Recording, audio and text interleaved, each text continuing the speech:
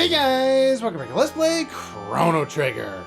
Last time we finished up the Zeal Gauntlet at the end of the Black Omen, and it threw us directly into the mouth of Lavos.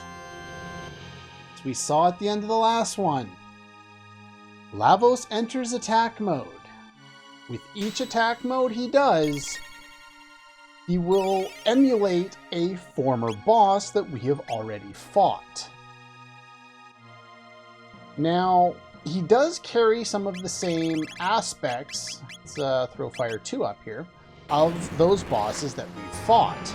In this case, we fought the Dragon Tank, and it still has an aspect that is immune to fire. Not that that really matters, because we just target the head, I think that's the head anyway, and it finishes it off. We go from one form that had 3 parts to a second form that has 3 parts. And at all times during this fight, the Lavos core, or the Lavos head, will always be targetable. The first few forms, as you might expect, will not be all that difficult to take out. We're going to finish them off pretty quickly. They have similar HP and stats to the earlier bosses that we fought. However, certain ones, such as Hekron, are going to be more susceptible to magic than they are to, say, physical attacks. So we are still going to have to use some of our techs early on. As you might expect with a gauntlet like this, the battle will get successively more and more difficult as time goes on. We've already found a boss that we can't one-shot, or nearly one-shot if we use our most powerful attack. Luminaire should do quite a bit more damage here because the Sunshades are absolutely phenomenal. Yes, very nice, thank you. Changing attack mode. Now, you'll notice that not every single boss is part of this, like the very first one that we saw at the tail end of the last episode. That last one there, I'm going to go with Vulcan Hit here, because I can't remember which element each of them is susceptible to. Well, there's the MP Buster.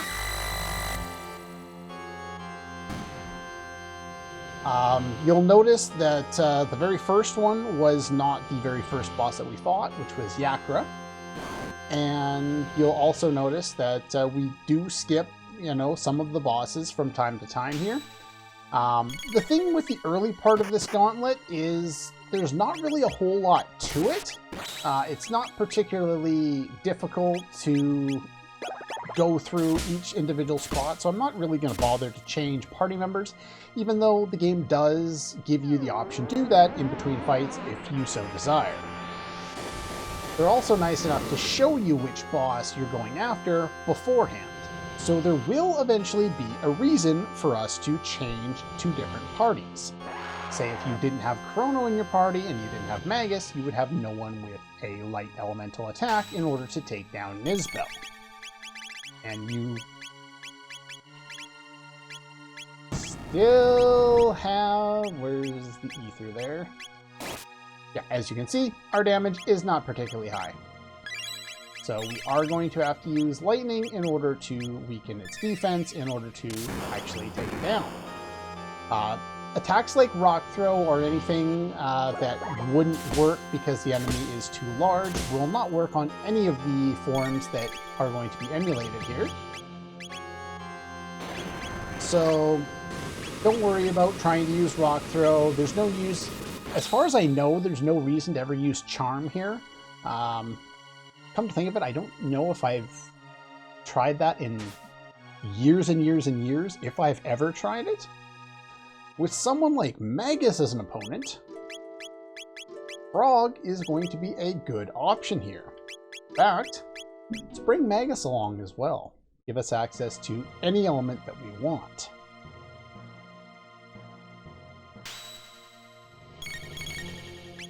Now, we still have the Masamune equipped, so the Masamune is going to be able to do some additional damage here. And then what we're going to do, Masamune drops Lavos' magic defense.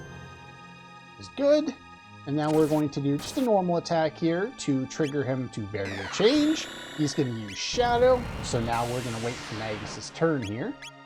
And we're going to get him back up to use Dark Matter. And have Frog just do another normal attack. Hopefully he switches to light elemental damage here. We'll be able to follow up.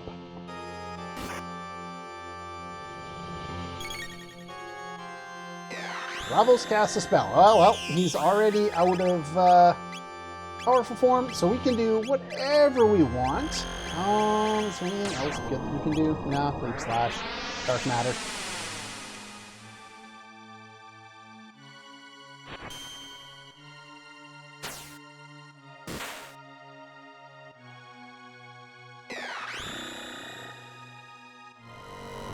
Now, one thing that I've noticed as I've been doing some of the editing, I tend to record in batches, so a number of videos will get recorded at once, and then I'll go back and I'll do the editing after the fact. Well, I've noticed that I've missed a number of things, and just, oops, me being kind of dumb, so there will be a time where we'll have to go back for some things. Oh,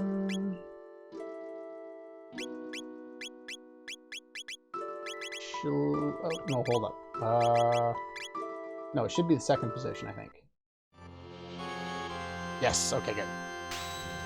I don't know if he'll be close enough anyway. Double bomb? No. Okay, never mind then. We're going to use you, and what we're going to do is we're going to use a Lapis to fill up Robo's HP. We're going to use something else to fill up his HP, a full tonic. Go. And have him Uzi Punch the side one, which will immediately do enough damage, I hope. Or not. I want to get rid of the Azala piece here so that we can start getting some main damage on the Black Chrono part of this. Wow. Still weak to fire. I didn't think it'd be that weak to fire considering the amount of damage that Robo is capable of. We're going to get you to use Heal Beam here. And then we're just going to wait because he hasn't lowered his defense yet. It's another thing that you might be able to trigger it with a normal attack. Ooh, maybe he did already trigger it. I don't know. But, you know what? Flare and Uzi Punch. Probably our best bet. But yeah, when I was doing some editing, I noticed that I missed a couple of chests, or I forgot to go back or something, even though I really should have, to tie up all loose events all at once. But I think there will still be an opportunity to take care of some of these. Holy crap, that's a lot of damage. You need more MP.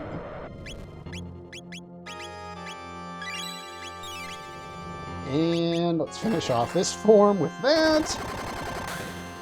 There we go. Changes attack mode once more. Starting to slowly get more and more powerful enemies to deal with. Now we've gone all the way back to 12,000. Let's switch up the party and bring in those two. And I don't think Marley's been in yet, so let's put her in. The other thing is, do I need any more healing as far as MP goes? Not necessarily. Just a couple of full ethers, and we'll move on. Now, I demonstrated a number of strategies before. Luminaire is still really good here, but Falcon Hit is also quite good. Here you can hit all three. I can't remember if you could hit all three or if it was just the two hands before. You can use haste if you need to here, get a little bit faster movement. It's not really necessary in this fight here, but we should be able to take down those two relatively quickly, and then just start pounding away on the main head here. Oh, final kick. Sure, we'll use a triple tech. Nice. It was so nice, let's do it again. Nice damage.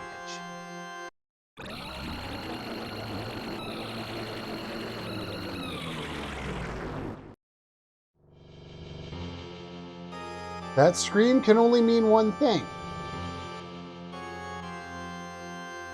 This time, it's for real. One more opportunity to heal up, restore any MP that you need, any healing, whatever you need to do. Show you the setup that I've got going on here. We got Frenzy Band on you. Not that I think you really need that. Actually, you know what? Instead of that, I'm going to give you a, where is it? A gold stud. Just because chances are I'm going to be using a lot of triple kick with you. Just speed on you. This is what I've had on all my characters all along. I haven't switched anything up. Robo has the high DPS, if you're wondering. All right, let's do it.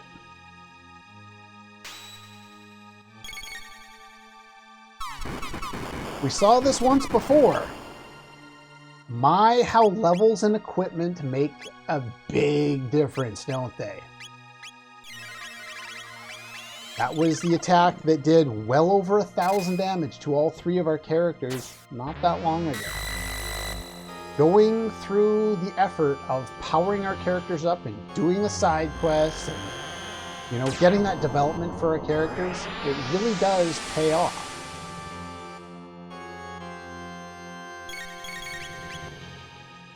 And he does have access to Chaos, so make sure everyone has status protection.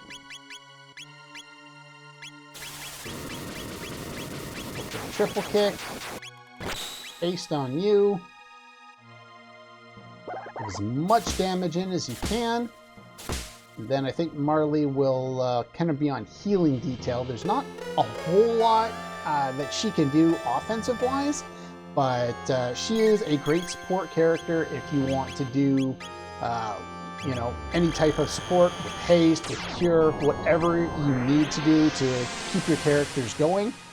She's there to do that. And that's it.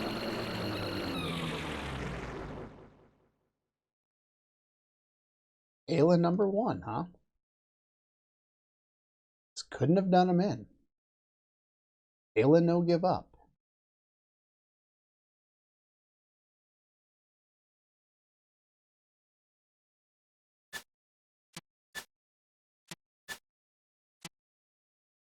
We're in pretty deep. Lavos smells stronger. You can hear that heartbeat.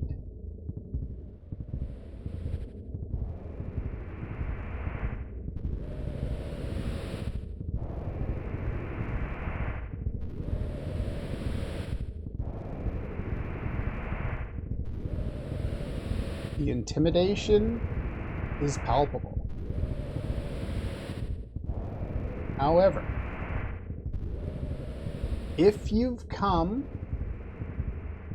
from the Black Omen and you haven't had a chance to save in the last, you know, dozen or so bosses, if you include all of Lavos' forms, there will be a save point and a portal here waiting for you. Save point is obvious. The portal,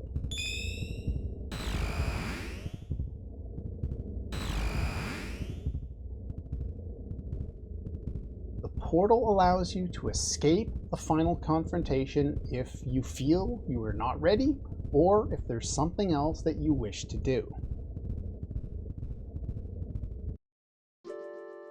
And it returns us to the end of time. The Epoch has apparently a mind of its own, as they've told us before, and has followed us. Poor woman can finally rest now that the Black Omen is gone. He's reverted back to a human. Now it's time for you to access the gate contained within the bucket. To fight not just for yourselves, but for all living things. This is a battle between Lavos and the entire world. With that said, we've completed the gauntlet. We have fought the original first form of Lavos. And by first form, I mean all of those previous forms. We have now gone on from the fated hour to the final battle. The only thing that remains is fighting Lavos. We take the bucket.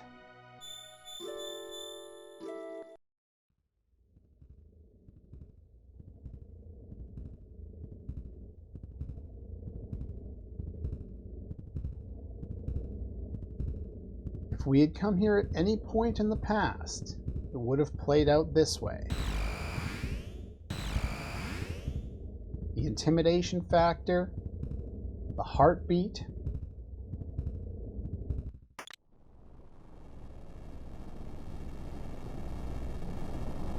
it's coming out.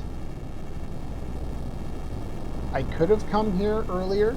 I could have shown this off earlier. However, over the course of the game, we see this cutscene more than once. And I didn't want to overdo it before we were forced to fight coming out of the Black Omen. Had we not already defeated the first form of Lavos, we would have been basically bumped right into the gauntlet that we just finished.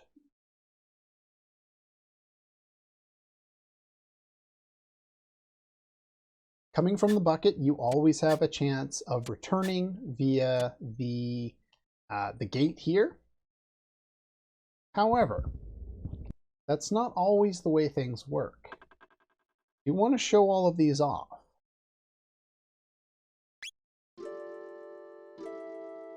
We decided to take the epoch and gone to the year 1999 AD.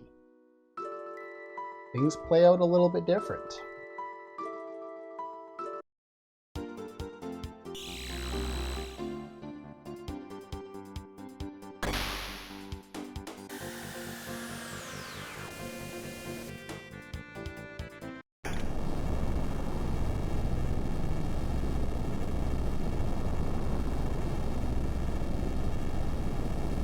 This time we see the same cutscene, but the epoch is here.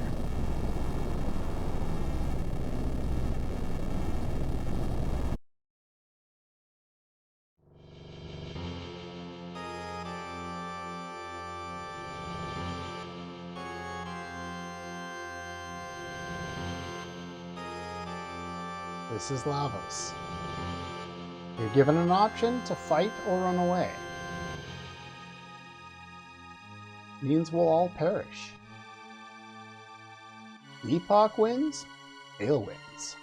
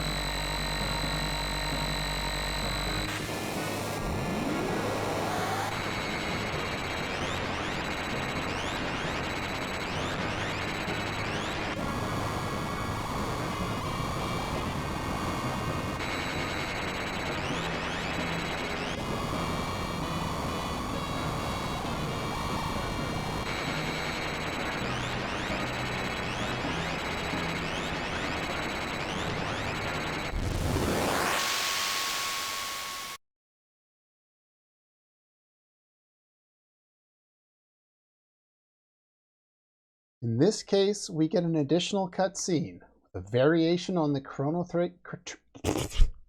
Trigger main theme. We also get some pretty cool Mode 7. This game doesn't do a lot of it, but there's a little bit. And we're not given the chance to leave. The epoch destroys itself, or we destroy the epoch, and if you have taken the epoch here, you will instantly defeat the outer shell of Lavos. Because the epoch is destroyed, there is no hope of escape. No save point, not at a point of no return, and no portal back. You are locked into the final fight if you decide to take the epoch.